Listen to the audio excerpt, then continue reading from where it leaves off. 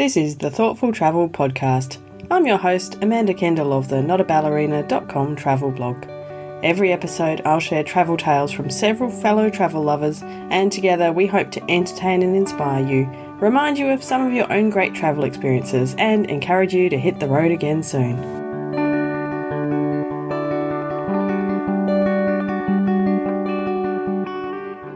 Hello and welcome to episode 297 of the Thoughtful Travel Podcast, Travels to Iraq. This is a country I have not ever really thought about going to. Obviously, it's a place I've heard a lot about in the news over the years, sadly, usually in war-related ways or almost exclusively. But I am chatting with two people today who have spent a fair bit of time there as tourists. Before we begin, I'd like to pay my respects to the Whadjuk people of the Noongar Nation, where I am recording this podcast today on a cloudy, cool, wintry day. I won't complain, I know there's plenty of colder places in the world than Perth. Anyway, until I chatted recently, a couple of weeks ago, with Julie Kaplan about overnight train travel in Iraq, this country had actually only featured once in the whole history of the Thoughtful Travel Podcast. It's from quite a few years back when I chatted with Eva Vesterling in episode 157 about uncommon destinations. The difference is that Eva was there for work, but my guests today were just travelling as tourists. Perhaps that's something that is starting to emerge, although I did check the travel advice from the Australian government. It's still at that very high do not travel alert. But nonetheless, it was super interesting to chat to my two guests today about their recent trips there. Julie Kaplan starts off by discussing more about her trip to Iraq and reminds me that one of our biggest lessons from travel can be that we all actually have so much in common. One of my favorite moments in Iraq was American Thanksgiving. And it's November, and this was my first ever Thanksgiving away from home, from my home in California. And at this time, I was in a city called Hilla, which is right next to the ancient city of Babylon. And I was having a cookout with probably 5 to 6 friends that I had recently met. And I was a little bit down. I was a little bit sad because I knew that my family was celebrating thousands of miles away. And I was having dinner with locals, and I asked everybody who was sitting outside at the barbecue with me something that they were thankful for. And this is a tradition that we have at home in California, and I figured, let me ask it to the room. Their answers were just something that I didn't expect. And what they had said was almost identical to what the answers are every year at home. And so the Iraqis had said, I'm thankful for my family. I'm thankful for God. I'm thankful for my education. I'm thankful to get to spend this wonderful evening with my friends.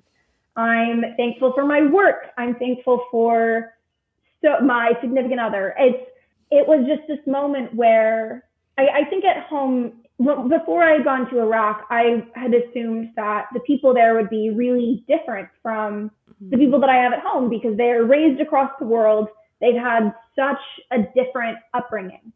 But as I was sitting with this crop of new friends on Thanksgiving night, and they had talked about how their values and experiences and what they were grateful for was just so similar to myself and my friends, that was a really, really special moment. That is super special. I think that those moments where you are reminded again that we are all so similar, even though we think there's all going to be so many differences as we travel. I think that's one of the best parts of travel in general. I'd love to know more about why you chose to go to Iraq. So the context for my trip to Iraq was that I was taking a few years off of university because I wasn't very interested in Zoom, what I call Zoom University during the pandemic. And the first year I took off, I was working.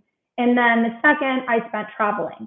My trip wasn't exactly totally planned out, but I traveled to Central Asia, I traveled to some of Europe, and I've always been really interested in the Middle East, and specifically in the Kurdistan region, because I've read lots about the Kurds, and I knew based on prior knowledge that the Kurdistan region, specifically of Iraq, was known to be very safe. Tourism has been open for a while, and I didn't really have any hesitation about visiting there in terms of a security threat.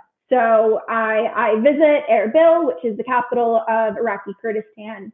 When I arrived, I was just so shocked and overwhelmed by everything that I saw. This is a city, and ultimately when I traveled through the Kurdistan region, this is an entire region where everywhere I went, people offered to host me, a solo female traveler. People invited me in for chai. The cuisine was incredible. There was multiple times a day, whoever I was hanging out with just got up to dance with one another. And there was music and history and everything that I look for when I travel, I found in this region. And I had only expected to spend a long weekend, maybe a week, and only in Kurdistan. But when I was there, a lot of the locals had encouraged me to go visit federal Iraq. So to visit Baghdad and Mosul and Basra and Nasiriyah and all of the cities in Iraq proper. And I was really hesitant, Amanda. Most of the media I'd consumed about Iraq had been relating to war and terror. Was it a safe place for me? And a local had said, Julie, it's not what you think. Fly to Baghdad, spend a weekend there, and if you ever feel unsafe, go fly to Turkey. You can leave, but trust me. I did my research. I asked locals, and I was really heavily encouraged to go. And I went, and I ended up spending 4 months in the Kurdistan region and Iraq. And I visited every major city, from Mosul in the very north to Basra in the very south, and pretty much everything in the middle. I was just, every step along the way, I was overwhelmed and in awe, and I really got to experience so much of Iraq. And that was a pretty long-winded answer to say that I did not expect to spend as much time as I did in Iraq, but I'm so thankful that I did, as it became one of the great adventures of my life. Tell me, if you try to convince someone else to go, what are the kind of 2 or 3 key reasons someone should go to Iraq? If I were to narrow it down as to 3 key reasons why somebody should visit Iraq, I would say, first, the people, second, the cuisine, and third, the history. And I'll quickly dive into each. So number 1, the people in Iraq are some of the warmest in the world. Let me tell you a quick story. At one point in my travels, I got pretty sick with a really bad cold and stomach flu. I was staying with a family, and I was in the Hilla, and I asked my host family. I said, "Hi, can you please direct me to a hotel?" Because at least in the U.S., in general, if you're sick at somebody's home, it's not really polite to stay. You want to go and isolate yourself and not get anybody else sick. So anyway, I'm talking to the hostess, and I say, "Hi, can you please let me know where a nearby hotel is? I don't want to get you sick. I don't want to get your family sick." My hosts almost were insulted. They had said, "Absolutely not. Why would we? You're sick and you need care. Why would we send you away?" And the family I was with very much nursed me back to health. They looked over me. One of the children of the house gave up their room so that I could recover, which again, I tried to refuse, and they really insisted. And I had soup, and I had so much love and warmth and care.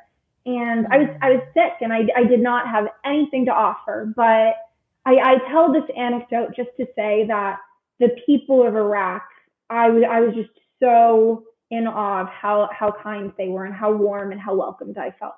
So if somebody wanted to visit Iraq, first I would say the people. Second, I have to mention the cuisine. Iraqi cuisine, 10 out of 10, world class. I particularly loved the food in Mosul, which is informally known as the food capital of the country. My favorite dish there is called laham ba'ajin, which is, it almost looks like a pizza, but it's a circular piece of cooked dough with meat on top, and you can put an egg on it as well, and it's spiced and delicious.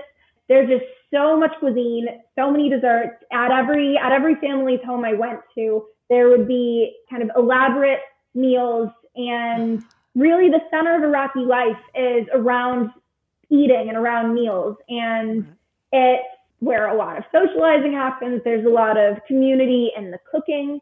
I think just the cuisine there is really taken seriously, and so many people have mastered the craft. So that's number 2. The third reason why somebody should visit Iraq is just the immense amount of history. We are in Sumeria. We are in Babylon. I mean, this is the cradle of civilization. There's just everywhere you go, there's so much history.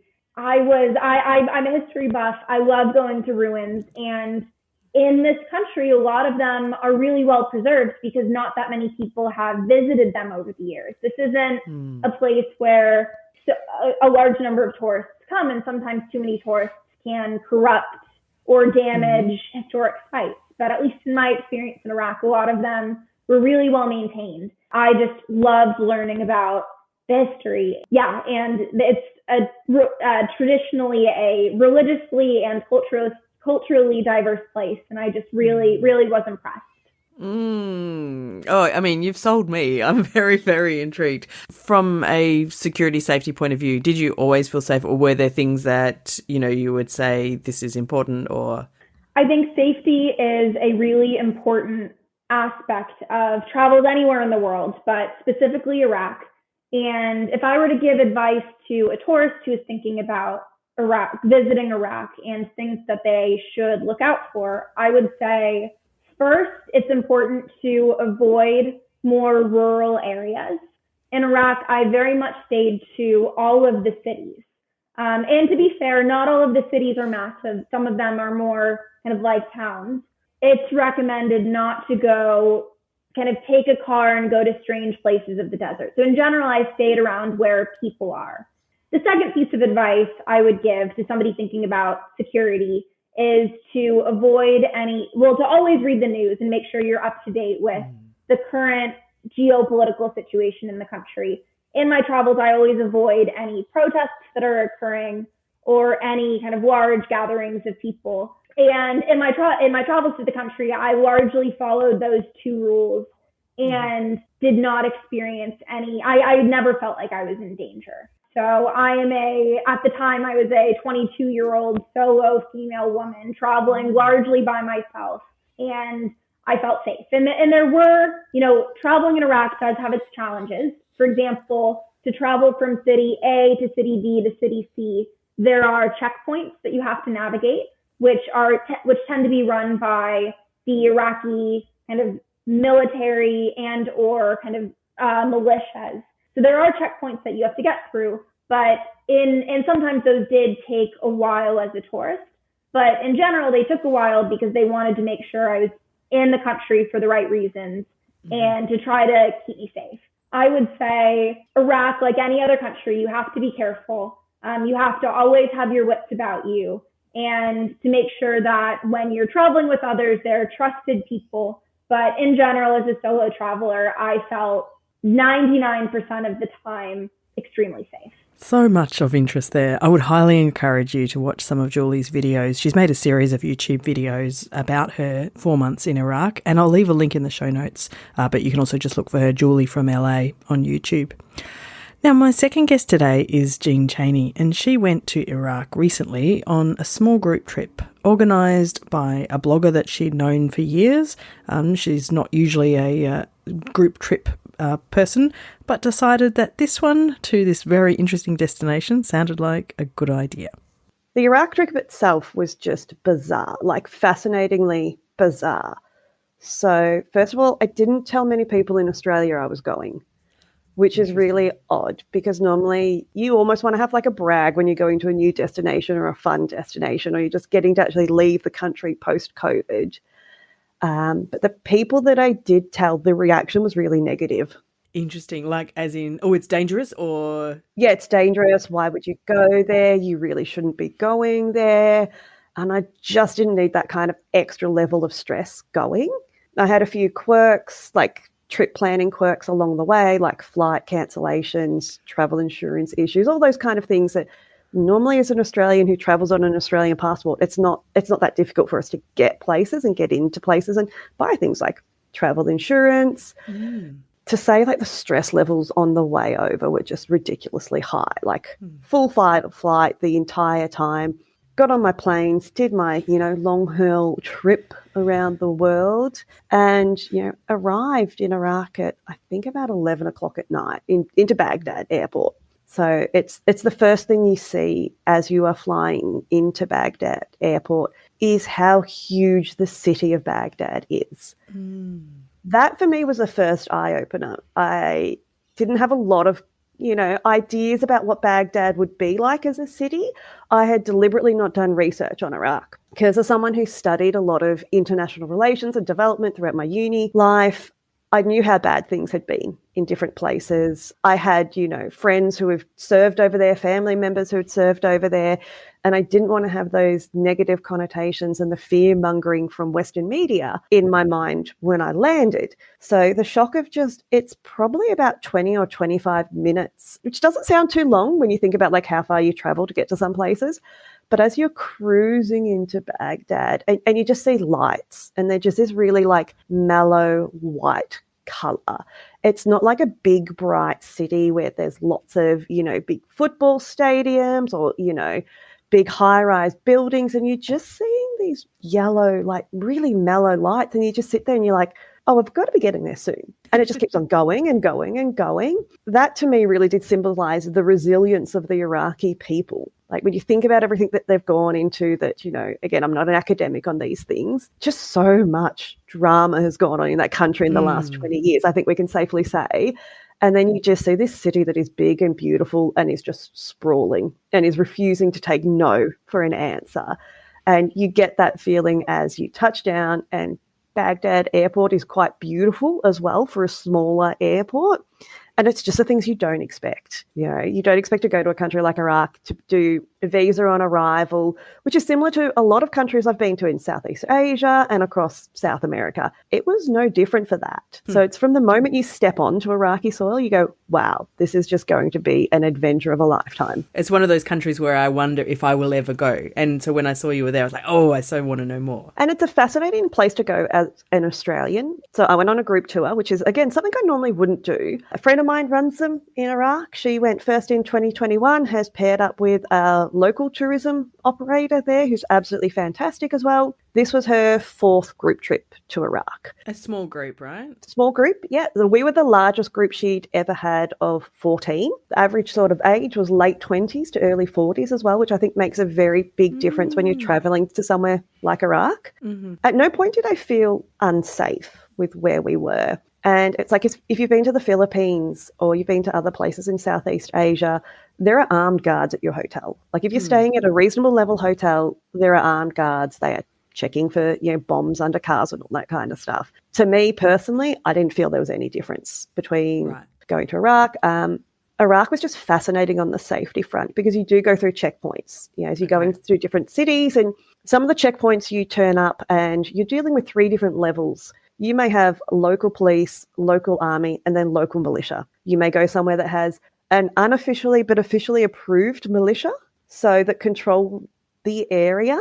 And people kind of said to me, like, wasn't that really scary? Wasn't it really daunting? And it's like, well, no, not really, because A, you're not doing anything wrong. And B, if you think of it, and the way it was explained to us by our tour guides was they're there for your safety as well. So you'd go to a checkpoint, your passports would be handed over. And again, depending like where we were and what level we were going through, sometimes the guards took photos of your passports and then they WhatsApped it to the next checkpoint. So you go, okay, you've got 15 people on your bus here. You're going into a city or an area, might have been like a historical site. And then as you come out and you go to the next checkpoint is expecting there to be 15 of you. Then they would confirm that, yes, there's 15. The passports we've been sent match the passports that you've got here. Occasionally they would come on and just want to see, like, that yes, that's what we had because we're on a big bus. And then you were just sent on your merry way. I'm very curious to know. So obviously you went to some really, really interesting tourist spots. Did you have a favourite or favourite kind of outing that you did? The eating was fantastic.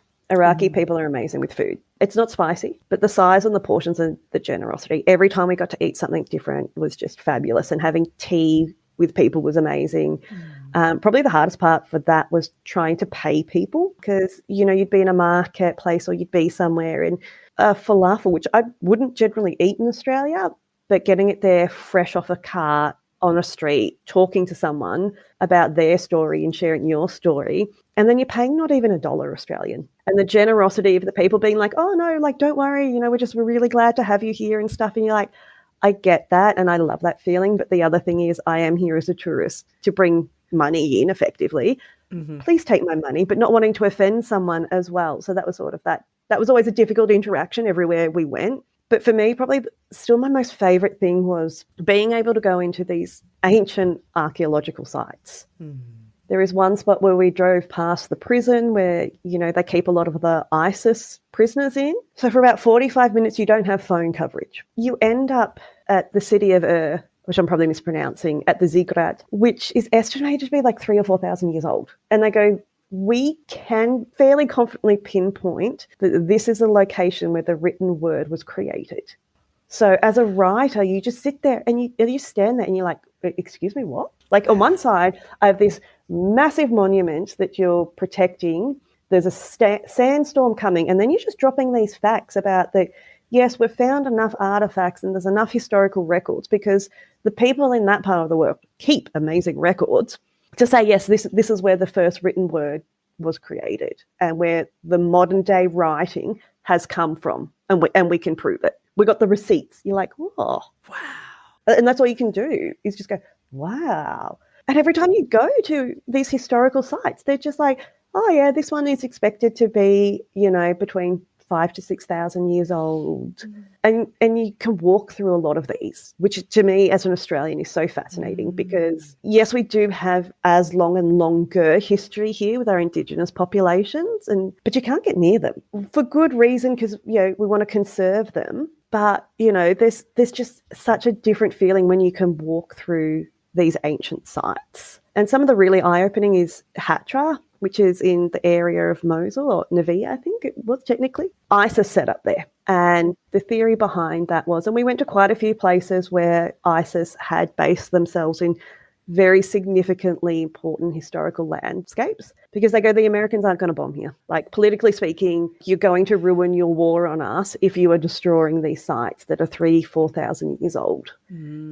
So then you come to this juxtaposition of modern day history and ancient history. So you go through these beautiful sites, and some of them, quite a few of them now are being refurbished with UNESCO heritage funding and whatnot. And there's ISIS graffiti and there's shell casings, and you can go into areas where you go, this is where they used it to practice, to teach people how to use guns and stuff like that. So you just go like this, just this smashing of modern history and ancient history, and a country that is still recovering from both and trying to repair and remember both sides of their history at the same time. So a lot of places we went to a Christian village, we went to a Christian church that ISIS had tried to burn down, and they've rebuilt it. And the areas that were damaged but still standing, they've included in the building now so that people will not forget what happened. Yeah, it was really sort of eye-opening to see that, because we don't get that side of Iraq in Western media. You don't see the conservation and the collection of the good versus the bad. Again, so fascinating. I was just so intrigued to listen to both of these guests with their stories of Iraq. It seems the kind of destination I've never thought I'd even get to, or, you know, wondered if I would ever have the chance to visit, but perhaps one day. Anyway, thanks so much for listening to episode 297 of the Thoughtful Travel podcast. I want to give you some links so you can look up anything that is of interest. First of all, you can find more about Julie at juliekaplan.com. And as I mentioned, do check her YouTube channel, which is Julie from LA, for her Iraq videos. They're great. You can see more about Jean at her website, travelinghoneybird.com. And I just did want to mention that she went to Iraq with Janet's Journeys, janetsjourneys.com, and they are running more trips to Iraq, so in case that's of interest. And also, if you want to listen back to our other part on Iraq, go back to episode 157, notaballerina.com/157, where you'll hear Ava talking about Iraq. All of these and other stuff will be in the show notes for this episode at notaballerina.com/297. And don't forget to come and chat. Perhaps you'd like to chat about your own thoughts on Iraq in our Facebook group or our LinkedIn group. Just search for Thoughtful Travellers in either platform and you will find us there. As always, thank you so much for listening. This has been another episode of the Thoughtful Travel Podcast. Show notes and other information are at notaballerina.com/podcast. Join me again soon for another chat about why we travel. Bye for now.